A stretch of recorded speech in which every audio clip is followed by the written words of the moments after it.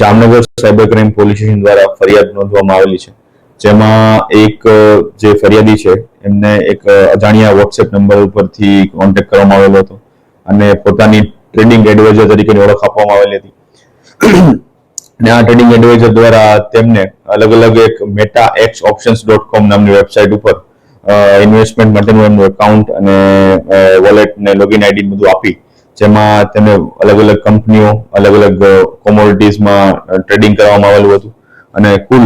આ જે ફરિયાદી છે એમની પાસેથી 1,87,44,44,000 આશરેની રકમ અલગ અલગ બાબતોમાં ઇન્વેસ્ટ કરાવડાવવામાં આવેલી હતી, જે ખરેખર એક એની સાથે ફાઇનાન્શિયલ ફ્રોડ આ બાબતનું થયેલું હતું. જે અંગે સાયબર ક્રાઇમ પોલીસ સ્ટેશન દ્વારા આ બાબતની ગંભીરતાને જોતા